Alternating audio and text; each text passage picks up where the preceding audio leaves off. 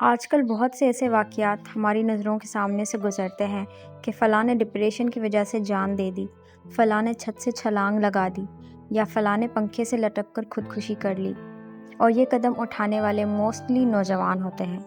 جو اٹینشن کی کمی، گھر کی لڑائیوں، ٹیچرز کی ڈانٹ اور والدین کی سختیوں کی وجہ سے ذہنی دباؤ کا شکار ہوتے ہیں، جو چائلڈہڈ ٹراماز کو لے کر چلتے چلتے اتنا تھک جاتے ہیں کہ وہ انتہائی قدم اٹھانے پر مجبور ہو جاتے ہیں۔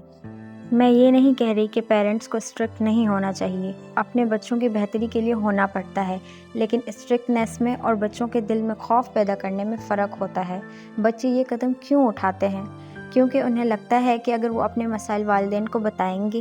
تو انہیں سمجھنے کے بجائے انہیں مزید طنز ملیں گے، انہیں بلیم کیا جائے گا۔ میرا خیال ہے کہ بچوں کے ساتھ دوستانہ رویہ رکھنا چاہیے تاکہ کوئی نقصان ہو جانے پر یا فیل ہو جانے پر ان کو ٹرامیٹائز کرنے کے بجائے ان کا کندھا تھپک کر انہیں آگے بڑھنے کا حوصلہ دیا جانا چاہیے، تاکہ کوئی اس حد تک مجبور نہ ہو جائے کہ وہ خود کو ختم کرنے کے علاوہ اسے کوئی راستہ ہی نظر نہ آئے۔